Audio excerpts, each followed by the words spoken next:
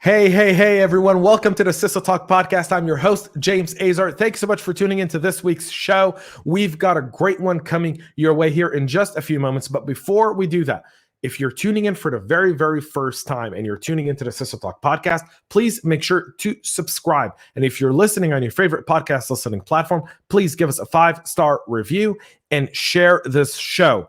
That'll be extremely helpful to keep getting this message out of our program. If you're watching us on YouTube, subscribe, turn on the notification bell. I do a live show on either Facebook, LinkedIn, or YouTube, or all simultaneously 7 to 8 times a week, all around cybersecurity, privacy, and so forth. So you'll definitely want to turn on notifications. You'll want to follow us on social media on LinkedIn, Facebook. We are on Twitter, although that's organic post. If you try to communicate with us on Twitter, we don't really check that account, but we're there just from a posting perspective. But you can on LinkedIn, you can on YouTube, and you definitely can on our Facebook page as well, all at CyberHub Podcast. I've got a great guest coming up, and this guest is just a preview into something we're going to be doing on St. Patrick's Day. My friends over at Westpac, who you just heard from a minute ago, and I are going to be hosting an awesome webinar on March 17th, the magnificent St. Patty's Day. Grae Meyer-Gleaves, Chris Roberts, and Nick Sorensen will be joining me. We're going to be talking about securing the supply chain, creating partnerships and transparency with real solutions to it. We're going to be talking a little bit about it on today's show. So without further ado, let's get ready to kick off this week's CISO Talk podcast, folks. We'll be right back with Grae. From the CyberHub bunker and studio, you're listening to the CISO Talk podcast. No sales, no bullshit, just straight talk. Straight talk. And now for your host and CISO, James Azar.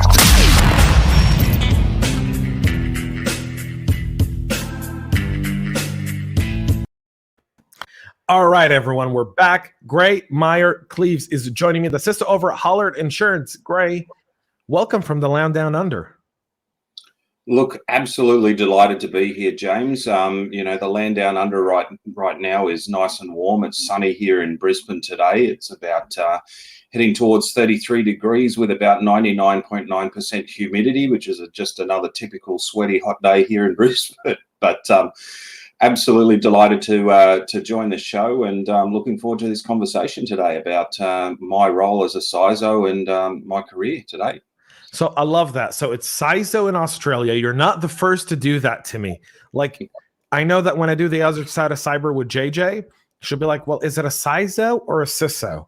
And I'm like, it's kind of like, it's Australian slang, right? Like, I know better that if you tell me Aussie 3 times, I say oi, oi, oi. Because if you say Aussie, Aussie, Aussie, you're supposed to answer oi, oi, oi. Oi, oi, oi. Absolutely. Yeah. Anywhere around the world, you can hear that chant. That's for sure. But, it's like in IT, is it a router or is it a router? Now, in Australia, it's definitely a router. You definitely don't want to say the router because you're going to get a couple of funny looks. That's for sure.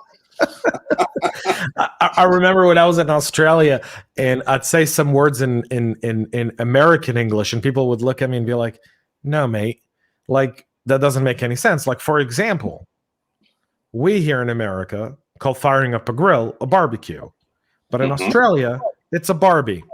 Not the doll, it's a Barbie. Absolutely. But not the doll. Because everyone would be like, hey, you want to go get some Barbie? And I'm like, I don't want a doll. What are you talking about? What's a Barbie? What? I want to get food. And they're like, no, Barbie. And I'm like, what's Barbie? And they're like, like on the grill. And I'm like, barbecue. And they go, well, we call it Barbie. Well, I'll tell you what, I think after the show, I might have to send you a copy of the Australian slang book just so, the next time you travel on out, you're up to date with the slang, because quite a few terms that are used over there in the US are actually considered to be profanity over here as well. So that's why you might get some strange looks. Yeah, after 3 months in Australia a few years ago, I think I've caught up to my Aussie slang. And now that I'm doing like a show in Australia every week, my Aussie slang is getting much, much better. Well, that's great to hear. And anyway, you'll have to pull me up during this show if I use a bit of slang, because I know it can also go the other way. There's a few slang words here that just don't go down so well over in the US every time I've been traveling anyway. I love it. So CISO Talk is international this week, folks. Grae, tell us a little bit about your journey into cybersecurity. How'd you get started? What was that like for you? Yeah, well, look, I started my journey in cybersecurity back in 1993 when I joined the Australian Army to study electronics and communication systems. So I spent my first 2 years there, doing training. I signed up to the deal that said, "Hey, come and join the Army, have fun. We'll pay you to learn." What I learned is that meant a really tough first 2 years, trying to pack 4 years worth of study into 2, and at the same time do all your military training. From there, I went and joined what's called the Corps of Signals in Australia, which and they're responsible for all the telecommunications and signals within the Australian Army.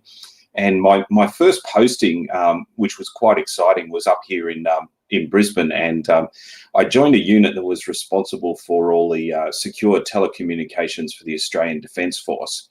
And it was absolutely a fantastic unit to join because, we're working with all that cool technology that you get to see on, some of the shows on television and some of those movies.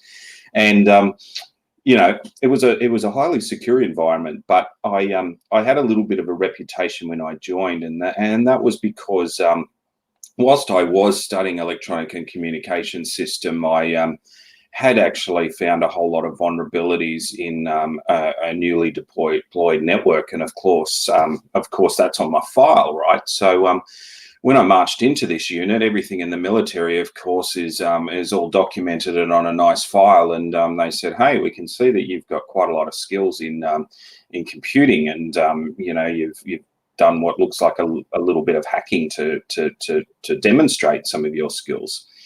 And for my sins, they made me the assistant information security officer in that unit, and really, that's where my journey of cybersecurity began. So ever since I left the military, coming up close to the year 2000, I've worked in a number of different companies and industries. I've done a blend of consulting work. I even went over to the dark side and worked for a vendor for a couple of years, and a whole lot of roles in I guess, more recently in the last 10 years as a CISO for quite a few different companies. But, predominantly my background's engineering.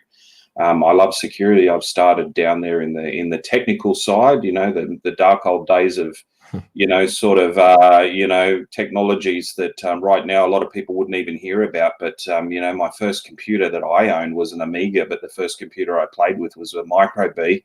The first computer I programmed on was an Apple IIe. And then I had an Amiga 500. And for those of you who don't quite remember, there was 3 different chips. There was the Fat Agnes, there was the Denise, and there was Mary, right? So that's my technical background there, and I'll always remember that. But so my journey to CISO, I mean, every time I look back, I go, oh my goodness, I've spent a lot of time now in security, but I will say I've loved the entire journey. I love that. I love that background. I love that story of having a diverse background into that role, because it just shows so much about the various set of skills people need to get into security. Absolutely.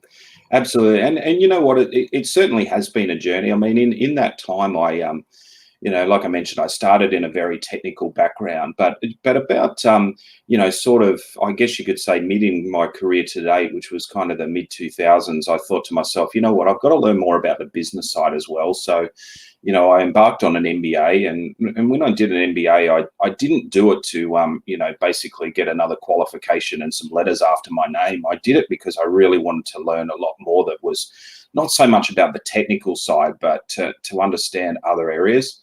So I absolutely love doing subjects like marketing and communications in amongst there, and just getting exposed to learning about other types of content that wasn't just purely technical. Now, of course, I was doing all your vendor certifications at the time. I've been a CISSP for, quite a long time. In fact, I did, the first exam that was ever run in Australia, which cost us a fortune to bring the folks out here so that they could run the exam. But, really, I've tried to balance, between, technical training and learning there, but then also learning other skills over that time. Yeah, I love the fact that you said you did an MBA to learn the business side. I think that's one of the things we constantly talk about in security, and a lot of the CISO conversations or CISO conversations is the idea of you got to understand the business in order to understand how to properly build relationships, and in order to be able to do your job properly. And if you don't do that, you're likely setting yourself up to fail. Which is significant.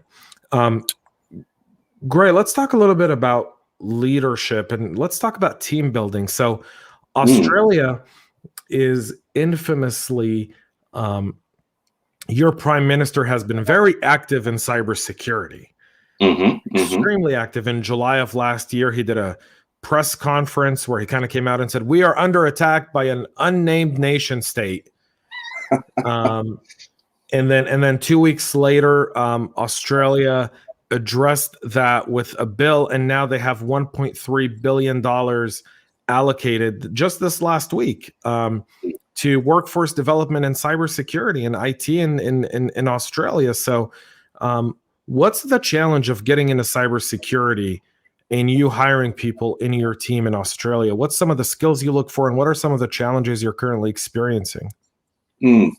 Look, I think one of the biggest challenges that I'm seeing is that we're not getting enough young people to actually go and study IT.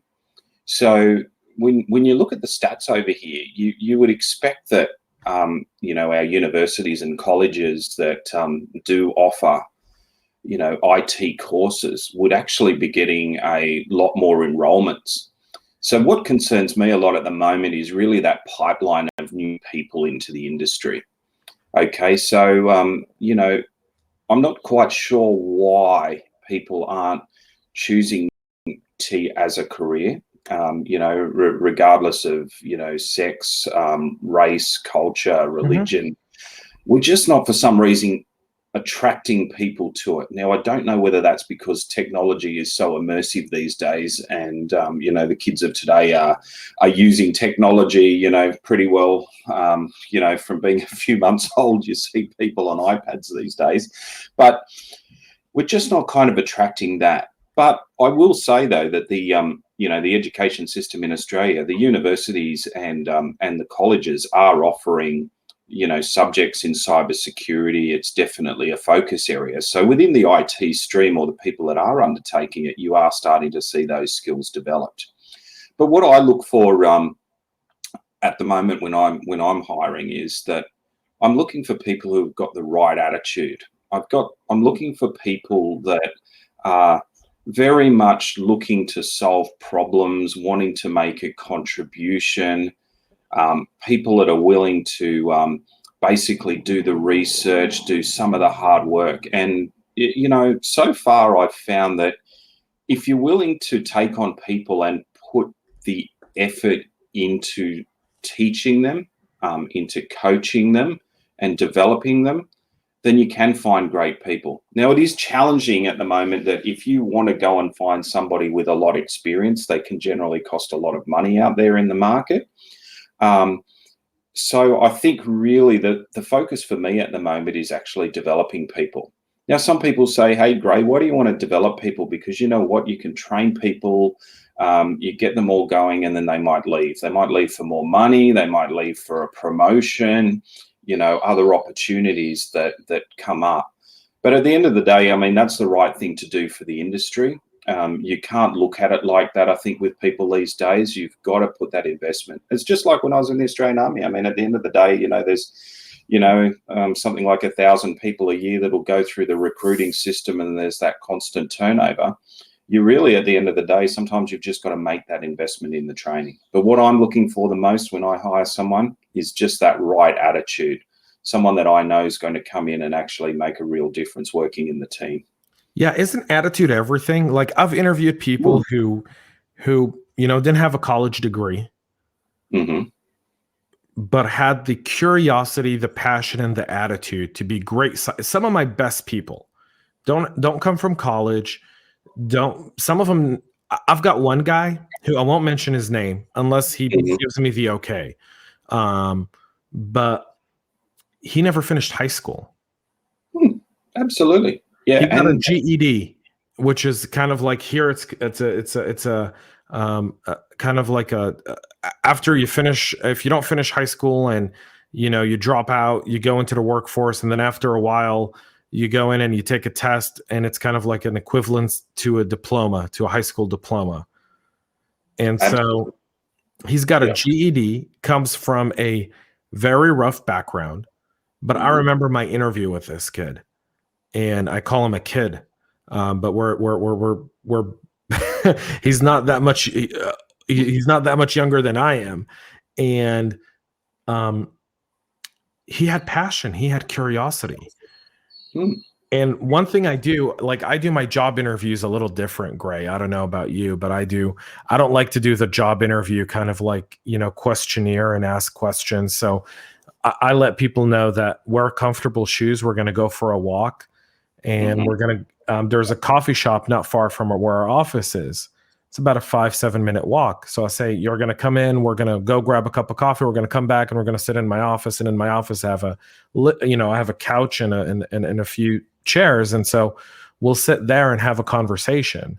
And it's very interesting because I learn more in the 5 to 7 minutes walking and coming back from the coffee shop than I do in the entire time we sit down and drink our coffee.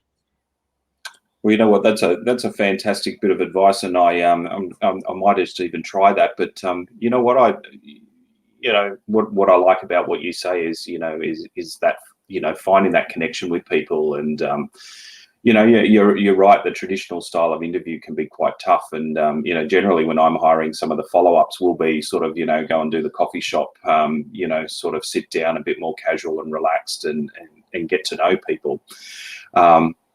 But you know what? Same thing. It's looking for that right attitude. People who are interested, and sometimes to the point here is that not everybody's been able to afford to go to university or college or things like that. But it doesn't mean that they haven't got the right skills to become one of your best people. And you know what? In my experience as well is. The best people that I've had in my teams have been the ones that we've developed from the ground up, and they've come from all sorts of backgrounds. And they've also come from all different sort of, I guess you could say, qualification sets before they joined as well. So yeah, attitude is king, right? When it comes to it. Attitude and is right now, even in my life. team, I've got some fantastic people in my team. We just recently had someone who, came into the team that had been working on in our service desk. Right, and service desk can be a great breeding ground for talent in any organisation. Right, you've got people that come in, they work in a high pressure area, they have to learn a lot of things really quickly, and you can spot some absolute talent there because you quickly see people who've just got that right attitude. The people that are there to help the customer, the people that are there to solve problems. And they're usually keen to move into something else. And that's another area that I always look at is, those people who are on your front line in your organization that are taking the calls there. They can be absolute gems to bring over into the team. Yeah, I could see that. Let's talk a little bit about what we need to do as leaders, as CISOs. What are some of the qualities we need to have to really effectively lead a team? Yeah, look, I think even myself over time, it's been a journey. I think as a leader, over time, and depending on your level of seniority in the organisation, the type of leadership skills that you are going to need are going to vary, right? It's very different when you're a team lead down on the ground compared to being a CISO. But one of the things that I've worked on developing, because everyone here, I think one of the things I can always say is that you're not just born with leadership skills, right? These are things that you work on, and over time you can even work on changing your style and, how you're perceived and even how you feel as a leader. But for me, it's about coaching and being a mentor for the folks out there. I see my role as the CISO when I'm talking about, the team that is around me. And that can include people who are, I guess, your reports or direct reports, or people who might be in your tower of the cybersecurity section within IT or any other part of the organization. But I like to see myself and try and work really hard at being that coach and mentor. Just the other day, I've been, doing some stuff with forms in Microsoft Office and using Power Automate and all that sort of features. Now, doesn't matter what the platform is. I'm not trying to give any vendor a plug here or anything like that, but there's some stuff that I picked up and learned. And I spent an hour with the team showing them some of the things that I put together there to make it more efficient. And I just see it as my role to share that information. I also see it as a role to, for example, if there's some presentations that need to be done, I like to grab people in the team and help them to develop, get them to actually do the presentation. It's not about me going up there and doing every presentation to do with security across the business. Grab your people, help them, coach them, mentor them, help them develop a career. So, skills development for me is such an important area as well. So really, I absolutely love it. I love seeing people that work for me grow and learn.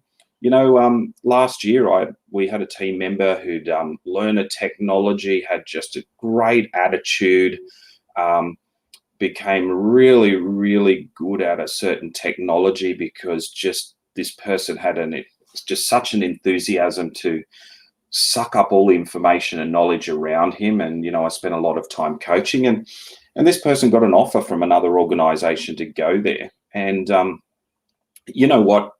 A lot of people are then sad to lose such a good person. And admittedly I was, but I was also very proud to see that, someone in the team was, getting to move somewhere else and gain some more experience. So, then it's great on LinkedIn and all that type of thing to be able to see those people over time and go, wow, I've got guys that and girls that were graduates working for me back in the early 2000s. And some of those folks now are CISOs, or heads of security, and one or two have even become CIOs and things like that. And I just look at that and I just go, that's fantastic.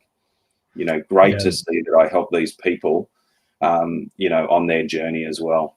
I applaud you for that. That is a very leader thing to say.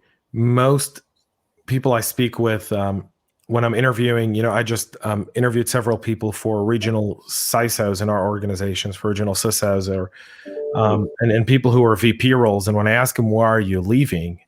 I'm not going to go down the reasons and the stuff they say, but some of the stuff they share with me, I consider it to be horror stories of just faulty leadership, right? Of losing look, I'd rather lose very good people by being a very good leader than keep very good people by being a very bad leader, because you're not going to keep them for long. People tend, even if someone very good, will think 5 times over before leaving you. He'll probably do 5 or 6 job interviews and get 3 or 4 offers and probably reject most of them because he still feels like he can gain value by working with you. And I think that's what you just brought up. It's that's kind of your leadership style, and I adore that. I wish more people had that. That's brilliant. And it is worth mentioning too, though, as a CISO, though, there's times when you have to use different styles of leadership, right? Right. So it's great when you're doing that coaching style. You're doing affiliative style of leadership, but when there's a major incident coming on, you are going to have to use that directive type styles or some very different styles. So I think an important thing, James, here is that as a CISO, you need to be able to adapt different styles at different times, and also sometimes at a different cycle in the organization too. Let's just say, a couple of times in my career, I've joined organizations. I've done everything from, a greenfield, CISO type role with a company that had just been established and was doing a major project. And really, it was a hustle and bustle type environment. There was lots of construction going on, and there was just a certain style in the organization at the time. And it did involve a lot of directive style that was necessary because, quite frankly, you were working on very tight timeframes. There was big budgets in place, and very much it was about getting some certain things done. And it's like a cybersecurity incident too, for all the CISOs out there and everyone in security, and when those incidents come up, you walk in for the day, you sit down, you're having your cup of coffee, you might be in a meeting, and the next thing the phone rings, and unfortunately there's an incident and there's a big issue to deal with. Is that you're going to sometimes have to switch your style into a very different mode so that you can move through that incident or crisis or event that's occurring, and even potentially change your style during that event as well. Because once emotion starts running high in any organization, then as a CISO, you're going to have to be ready to use those tool sets. So yeah, that'd be my other little bit of advice, is spend some time working on that. Read some books out there and learn about different styles. Do some self-assessment as well. If I can make one recommendation, is if your company or organization doesn't have leadership development programs that involve assessing your leadership styles, then go and find those tools on the internet and do some self-assessments and learn more about yourself, and particularly how other people perceive you versus how you perceive yourself. Yeah. I love that. That's such a good piece of advice. Before we move on, though, your insight here has been amazing. And on March 17th, our friends over at Westpac, you, myself, Chris Roberts, Nick Sorensen, the CEO over at Westpac, we're going to be talking about securing the supply chain. And a little bit about that. So that's going to be an awesome webinar on March 17th. I guess I'll ask you one question though. When you think of, don't give it all away now though. Great. All right. We've got to have people actually sign up and attend the webinar. We can't give it all away now. I'm ex-military. I'm good at keeping secrets. Right? Excellent. So we know not to torture you. Yeah, I prefer not to be waterboarded during the session. No,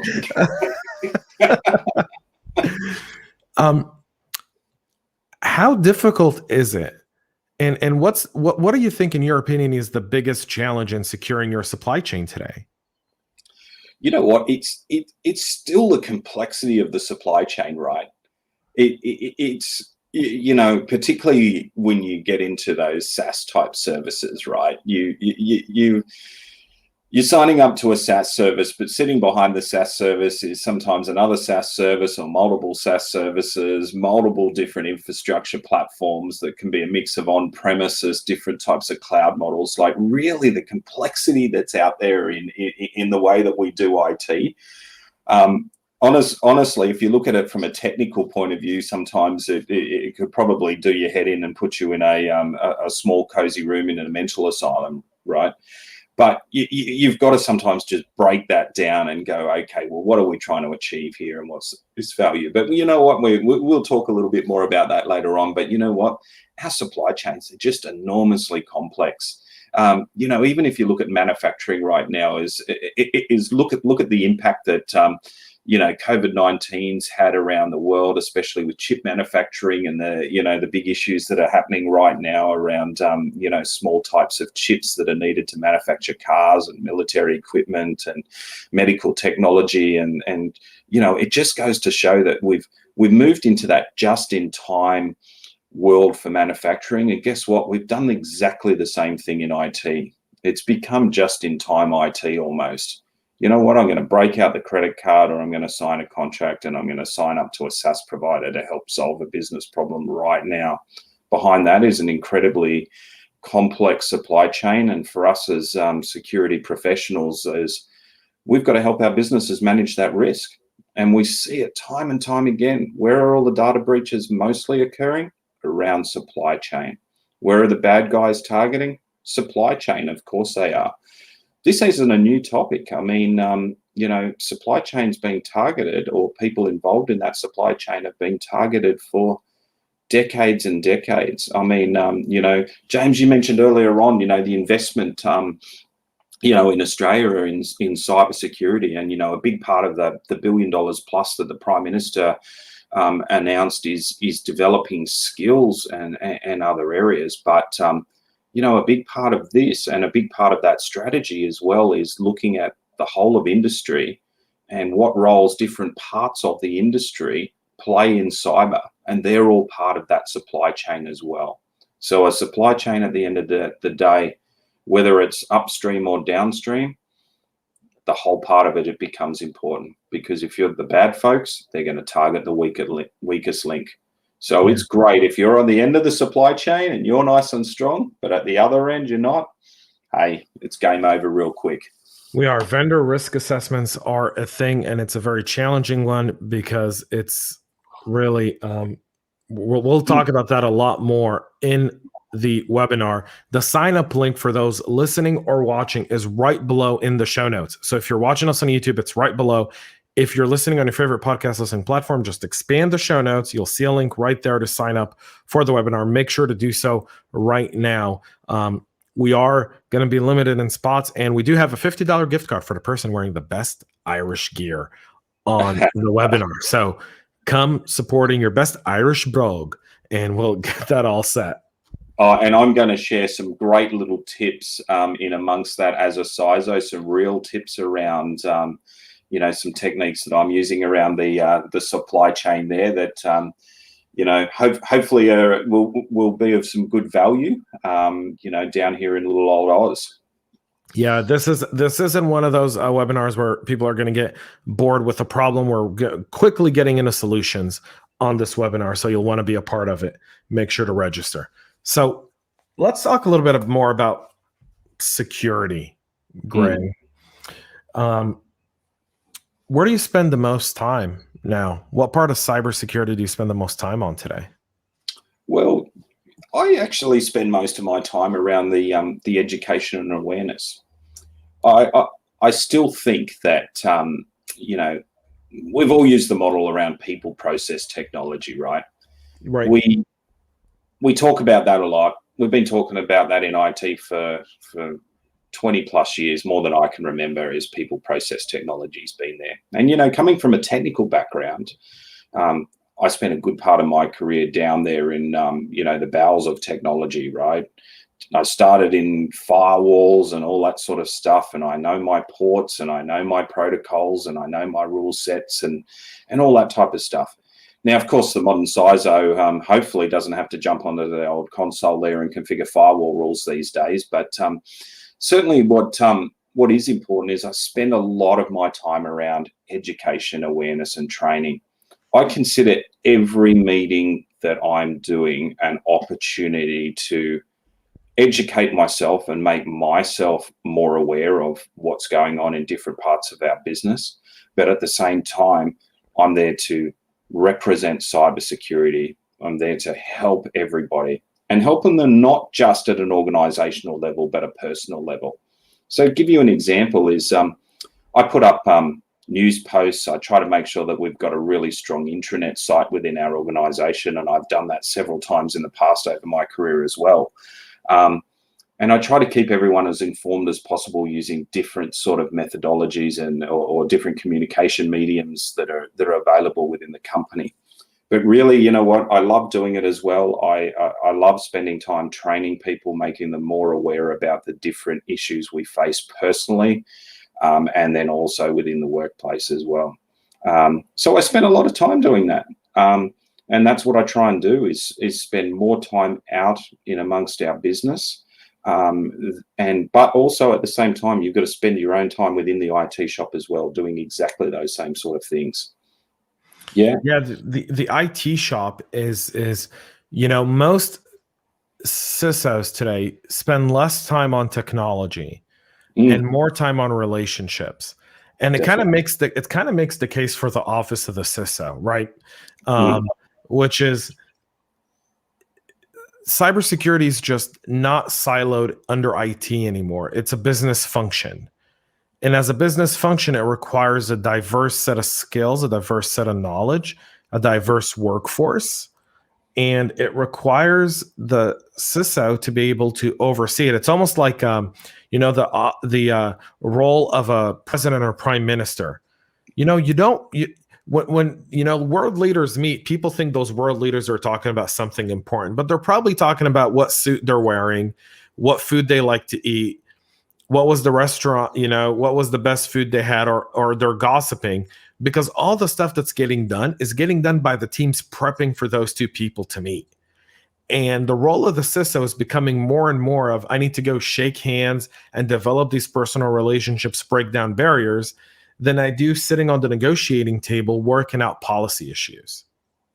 Absolutely. And the other bit of advice I'd give in there as well is that I do very few presentations for conferences or get involved even in things like we're doing today with this podcast. I'm doing this because what I do like about CISO Talk is, these frank, open conversations, and, the fact that it's, not so much driven around some sort of vendor technology or sale. I've seen out there, and I know this is going to sound slightly critical, but some CISOs probably spend too much time talking outside of their organization, not enough talking within it. Right, because at the end of the day, the way I look at it is the people who pay my wage are actually, is the company. It's my job to make the business that I work for more resilient, and to be able to protect themselves from those cyber threats. And so the focus of your time as a CISO has got to be more inward than outward. Now, of course, if you're a CISO working for an organization that wants you to be very outbound in your communication to promote their business, then that's completely understandable as a role. But, I probably get about 2 or 3 requests to go and speak at conferences every day. But I'll only choose the things that are going to help represent our industry and are going to help develop our industry further. No, not so much around, sort of showcasing yourself or, sort of other angles there. I hope that kind of makes sense. I mean, it does. We all have our different roles, but you know what? I try to make sure that, cybersecurity's got a great brand within your own organization. I always use this analogy, right? If you're in a bar and you sat down and there's 2 people next to you and they're from your organization and they're talking about the cybersecurity team, what do you want them to hear? What do you want to hear them say? Would you love to hear them sitting there going, cybersecurity, gosh, we can't do anything in our company. You can't even use a USB stick, right? I can't even do my presentations. Do you want to hear them griping about your cybersecurity team? Or do you want to hear them sitting down at the bar going, wow, our cyber team, they're rock stars? Which one do you want to hear? And that's what I say to my teams all the time. At the bar, what conversation do you want to overhear? I think that's such an excellent perspective, Grae. That's a really fascinating perspective, which I haven't thought of before. When you're sitting I worry a lot about how our security program is perceived internally. And I spend a lot of time. People say, James, how do you do your role when you're doing 8-9 podcasts a week? And I go, I spend a lot of time internal. I'll tell you a really funny story. I say it almost on every show, but I do these. I did a show a few hours ago on LinkedIn with my friends Renee and Chris called CISO Thursdays, and it's part of the Breaking Into Cybersecurity family of podcasts. And someone asked me a question, and they go I was like, I don't even know all of the vendors that we work with. I don't know all of my vendors. I don't know all of my security vendors. I go, I don't even know what SIM we use in our SOC. I go, I don't care. I don't care. That's the least of my concerns. You know why? Because I have a competent team in the SOC. I've got a competent manager in my SOC. I don't need to lose sleep over that. If they have a problem, they'll bring up that problem at our daily stand-up call, and we'll address it. And that's fantastic because, that's a high performing team where the trust is all established, and, that's a great place to be as a CISO, right? You can't work without trust, right? You can't. Exactly. You can't, right? So let's start with that. And number 2, I need to spend my time across our entire organization. I need to go talk to business operations. I need to talk to legal and compliance, right? I need to be with the IT team. I need to understand DevOps, engineering. I need to sit with the CFO. I need to understand what are our business goals. What are some of the things we're investing money on? I have a weekly meeting with our CFO. Weekly. It's 30 minutes. It's 30 minutes. And the only thing we talk about is where are we investing the most money? What portions of the business are driving the most revenue? Yep. And that way I get an overview of what our focus is. So then when I'm speaking to those business leaders, I now understand that they're getting a big piece of the budget. They're getting more money to do something. So now I'm like, how can I help you do this and stand by your goals? Meaning, when are we expecting you to have this development done by? Mm-hmm. Okay, so how do we make sure that we're doing security by design and not security as an audit? Exactly. And you know what? It's a really good feeling in your organization, and you know, as a CISO, you've made the impact. Is that when the business is supporting you with the budget that you need, and trusting you to go and use that budget in the right ways, and really not having the pencil out trying to cut that down all the time. I mean, you know, we talk in cybersecurity all the time about, you know, fighting for budget, and I mean, you know, every part of the business, no matter where you are, is all fighting for budget, right? That's just the way business works, right? So don't think security is unique, and don't play the victim mentality around there. But you know what? When you earn the trust of your business, they will give you what you ask for, but you will be expected to deliver for that too, and continue to deliver value. So, you know, and unfortunately, for us is they're not going to understand when you walk in and you're talking about some complex technology. But if you have marketed security well and they trust what you're doing, you shouldn't be there talking about, you know, all the technology and some of the bits and pieces that sit underneath there. You've got to talk to them about, you know, the importance and how it's going to benefit the business overall. Now, I mean, data breaches and all this sort of thing that have happened over the year, and the publicity of security and the media has certainly made cybersecurity a boardroom topic, right? But, you know, and boards will ask, are we doing enough? What's our spending like compared to other parts of the industry? How do we benchmark ourselves, right? We get all of those typical questions, and they're all good questions. And some of those are good measures.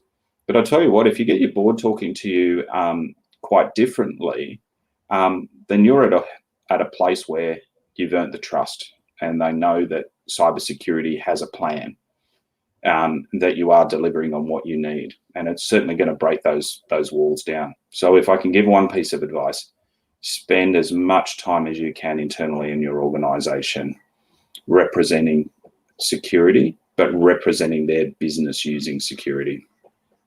That's phenomenal advice. Phenomenal advice. So let's for a second, let's talk about, from your point of view, is there a security challenge we've really overcome that used to be a really kind of pain point, and now we're at the point where, you know, we've kind of got this under control? There's enough stuff out there to really help you reduce the risk to a point where it becomes manageable for the business.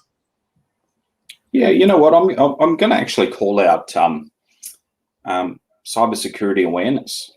I think there's fantastic resource that's been shared in that space. You know, cybersecurity awareness, I think, is an area and the people problem that there's a lot of tools available to us. There's a lot of information available. There's a lot of different techniques that you can use for awareness in your organization. I think that they're all there. I think we've nailed it. And I do think some organizations out there have nailed it. And I think some CISOs have absolutely nailed it as well. The question is, you know, as a CISO, are you still stuck down in that technology? Have you lifted yourself out to realize that, you know, the people part of the problem? I mean, people at the end of the day, to me, are always the weakest link, but they can also be your strongest link. So, we sometimes can't blame a person for clicking on a link if we didn't give them the skills, the knowledge, and the expertise to become more resilient, and not click on that link. And also, I mean, that technology still does play a role. We know that because some of the sophistication in these sorts of attacks makes, we've all seen it, great phishing emails that, will even get the best cybersecurity professional. But even then, the training and awareness is if you do that to, call your service desk or go through some of those different processes. So I just think that we've got everything that we need for awareness and education out there. It's time for us to make sure we use that full kit bag. Okay, we've got to make sure as CISOs that we spend a lot of time with all of our people in our organizations around that. And I think we need to do more in consumers space as well as education in schools. And what I mean by that too is that, in our schools at the moment, we teach our children a lot about bullying and harassment and some of the really scary parts of social media and things like that. But at the same time, very rare to see a program that teaches people with the skills to protect themselves in the first place. And what I mean is nobody's teaching children that they should probably use a password manager to store their passwords and have a different password for every site and not even know them by using a password manager and enable your multi-factor authentication and all of those things that we tell our business folks to do all the time. But we haven't extended that kit bag end to end. So I think we as an industry too have a lot more to do in that space. Because you know what?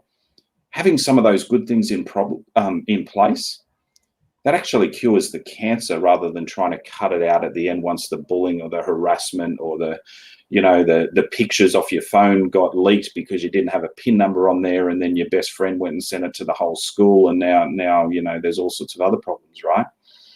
So we've got to spend more. We've got the tools available. We as people know how to do that stuff. We should use it.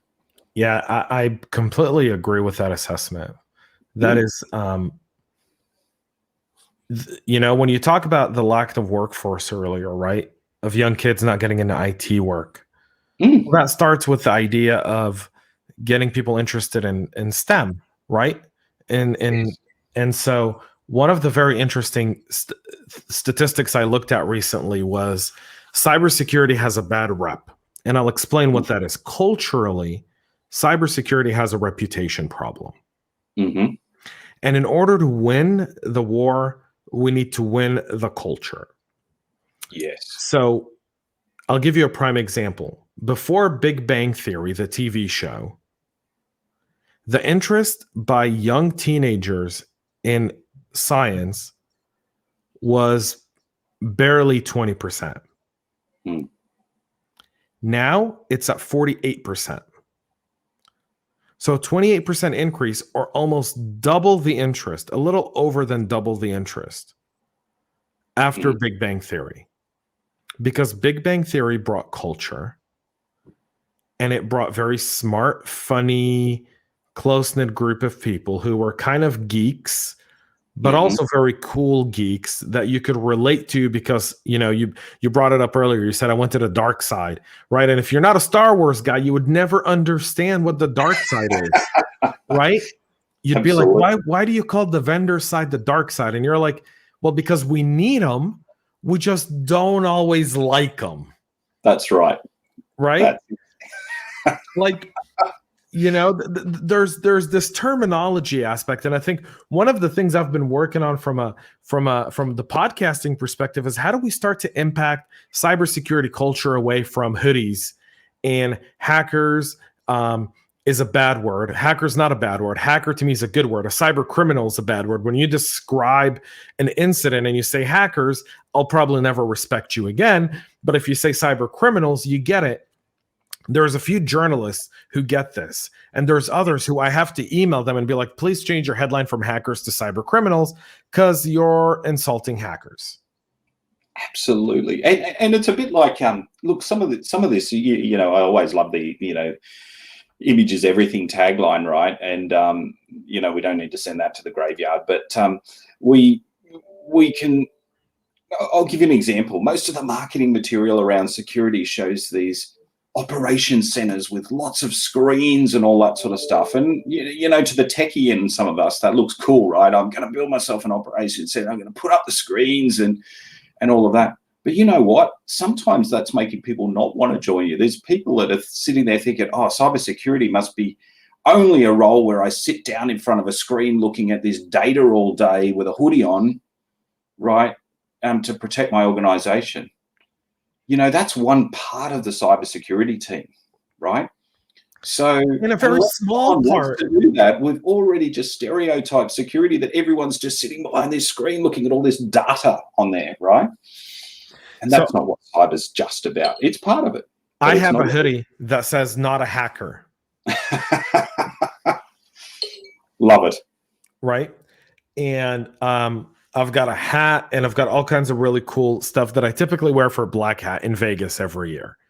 Hey. And one of the greatest things that from a cultural perspective that I think we have to fight is not only the terminology, but also the idea that it's cool to be in cyber, and that cyber is more than just stopping a nuclear bomb a minute before it goes off in Manhattan or in Sydney Harbor or anywhere else, right? Like, that is not what cyber is. Definitely. Cyber is a video game, in the fact that you're going to get killed multiple times, but you're going to get a second chance at it to go back and try to finish the level.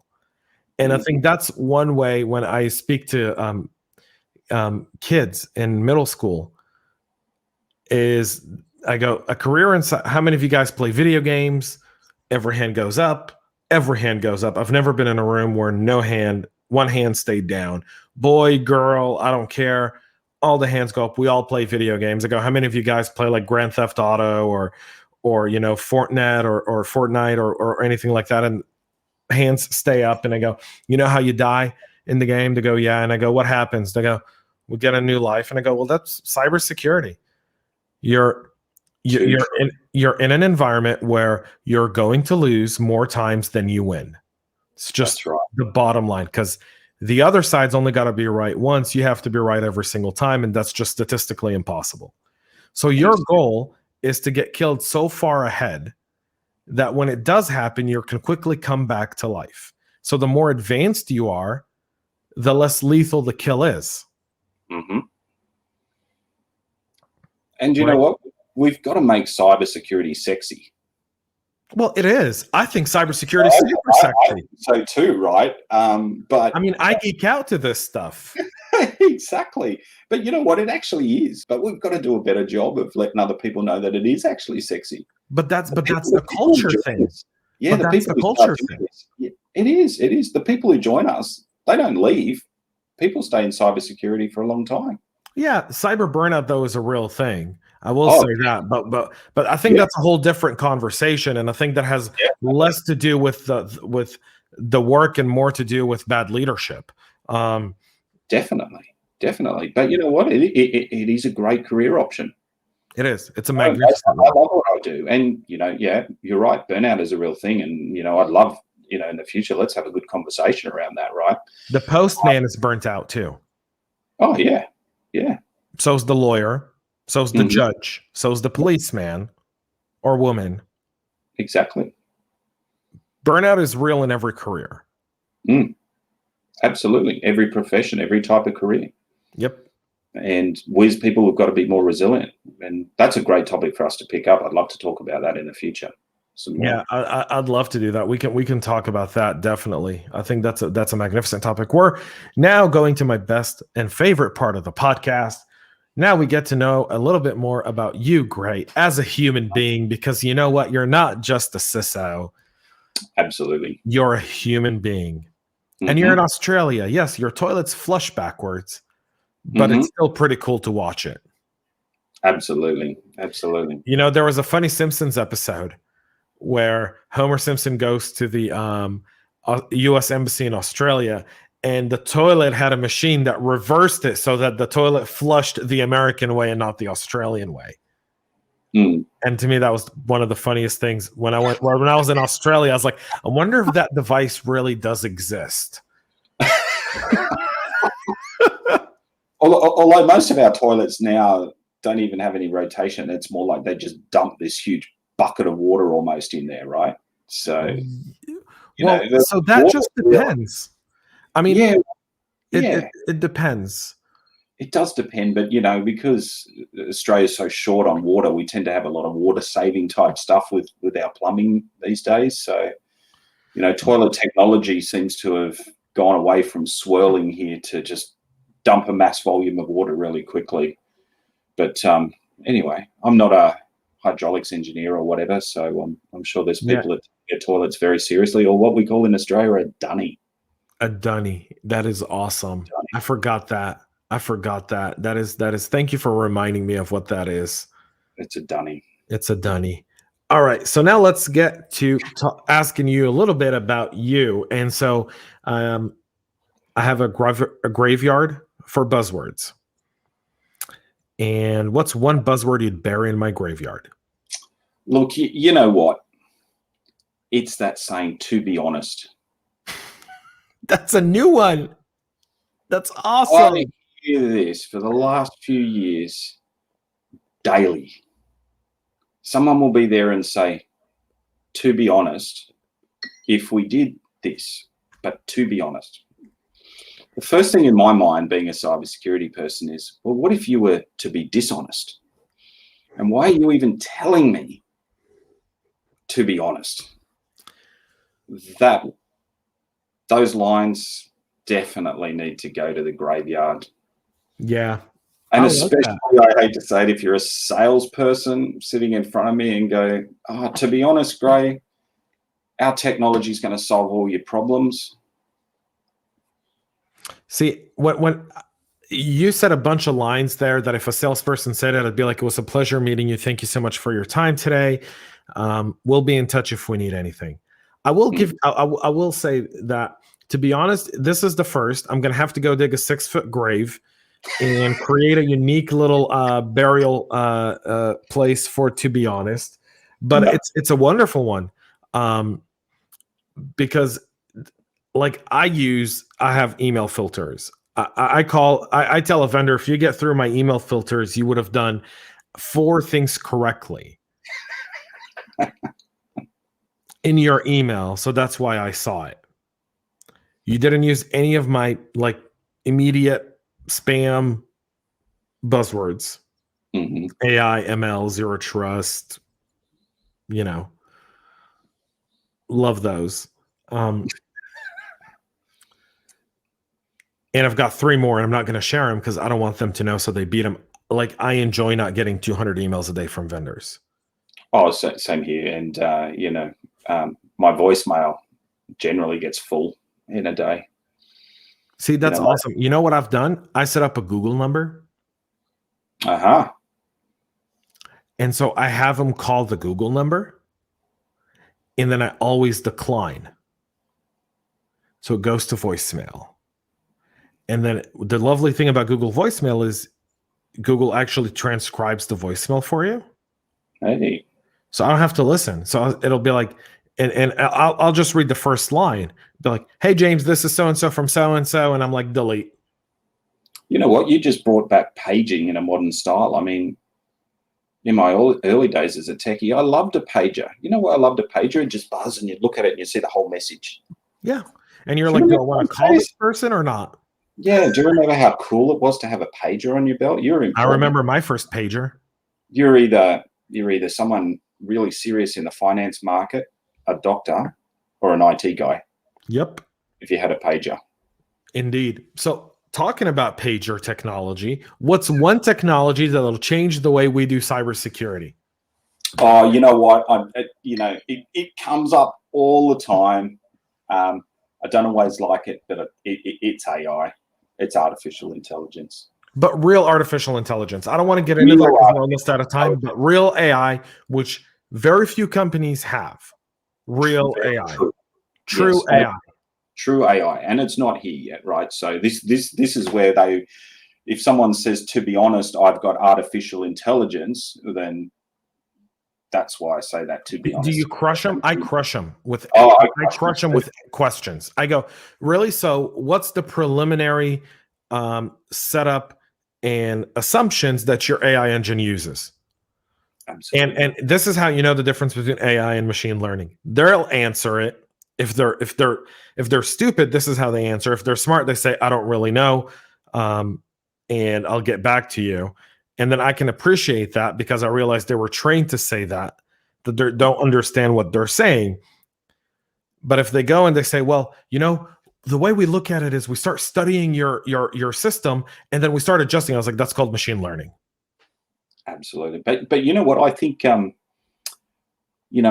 artificial intelligence is definitely a huge opportunity and definitely a huge opportunity in cyber, over time. However, it could end up being our biggest threat. And what I mean there is if the wrong folks have got that type of technology too, that can very much be used against us. And, we've seen plenty of Hollywood movies about what could happen with AI and when it decides the human race is actually a bad thing and better get rid of us. But at the end of the day, I think, and this is my own personal view, is that some of that tech will need to be controlled just like nuclear weapons and things like that and protected appropriately so it's in the right hands and used for good. But that's my view. I think, the biggest stuff that we've got looking forward to is around that space if we use it right. I mean, let's look in the last week or so, we've put a new rover on Mars. Talked about that a few hours ago. Yeah. We've got rockets now that can head up in the air and come and land on a small platform in the sea so we can reuse them. I mean, this is amazing. It is. This is really an amazing future for us. It is. I love that. Great. Oh my God, I can't wait for March 17th. This is going to be awesome. Oh, absolutely. I can't wait either. But what? We've got some awesome stuff happening. Last book you read? Oh, you know what? A current book you're reading? A current book. Well, it's going to be the last one. I've got a couple on my desk that have just arrived in the last week. But my favorite book is Everything is Effed. Now, obviously, I'm not going to say the whole thing. It's by a guy called Mark Manson, and it was the sequel to The Art of Not Giving an F. Now, the reason I read the first one was everybody on the plane, every time I was commuting for a while there, everyone in the plane is reading this big book with this orange outside with this profanity written on it. And I'm like looking at it and go, wow. The Art of Not Giving an F, what's that all about? So, I bought the first one. I started reading it on my commute just like everyone else was. I felt like I was part of the herd. That was great. Wow, what a great book. What a great book. To start showing, really where you should give your Fs and where you shouldn't give your Fs. And then that follow-up book, which I read most recently, I love, Everything is Effed. Really great book. Great for your mental health. As cybersecurity professionals. Just a really great book. American guy there, Mark Manson. That's been a huge hit in Australia. I don't know if it has over there. Not trying to plug his book or anything like that because I own the book, so I don't get a copy. But I tell you what, as a cyber professional, that book resonated with me. Just resonated. I love it. Yeah. What's the last movie you saw? Well, actually, it's funny. The last one I watched in the theater about a month ago, because they've all been closed here as well, is a movie called Penguin Bloom. It's an Australian movie, and although sometimes great movies are made over here, we're not necessarily renowned for necessarily making some of our best. And anyway, it's a story about an Australian lady who was very active and a surfer. True story, by the way. And she had an accident. She became a paraplegic, and she slipped into depression, and she was heavily, I guess, disconnecting from society. And James, you'd be familiar with this. There's a bird in Australia called the magpie. Mm-hmm. This bird is vicious. So anyone that's out there, jump on Google or your search engine and type in magpie, M-A-G-P-I-E. This bird in Australia is been relentlessly attacking Australians since they can walk outside in the springtime. It's a very vicious bird as far as we're all concerned. Be don't come to Australia in spring. No, I'm joking. Anyway, she befriends this bird, and the bird changes her life. It's a great movie. If it doesn't rip your heart out and then at the end put it back in and then put a smile on your face, I'll be surprised. Penguin Bloom, great Aussie movie. It's not like Croc Dundee and or something like that, but just a great movie about what we as people can achieve even in hardship. To become a paraplegic and then head back another direction. Check it out. Great story. I'll be sure to check it out. What's your favorite music? Well, you know what? Lately it's been jazz and blues. I got back into the vinyl a few years ago. The first time I bought a record player and I threw the vinyl back down. And being a techo, when CDs come out, as far as I was concerned, hey, digital music, that's the way of the future. All that. I got back into the vinyl. And then I'm like, wow, I can actually hear stuff properly again, because, I play drums and I do a bit of sound mixing and live audio sort of stuff as a bit of a hobby. But got into the jazz and blues. But you know what? I love every type of music. But right now, and it actually came from, there's a TV series called Bosch that I really, really love. He lives in LA and he's got this view over LA in it, and he keeps playing this jazz and blues sort of music throughout it, and some of the greatest hits. And what, I look back at that music and I just go, wow, these folks were just fantastic musicians. So just really at the moment loving that jazz and blues. Yeah, music is very seasonal. So it is. Yeah. I love it. It's very, very seasonal. Awesome. And one last thing before we wrap up today is, what's one thing you took away from Solarwinds? Well, you know what? It is that we as a human race, we need to do more. But this is what we are as a human race. We try, we fail, we succeed. We learn, we adapt, we improve. I mean, like I said earlier on, we just put another rover on Mars. We've mapped out Mars in Google Earth. By the way, that's the coolest view, how you can go now and look at all the photography for the planets in there. We've got those spaceships that can come back and land. But in that journey, when you look at SpaceX and the others, they did have failures in that journey.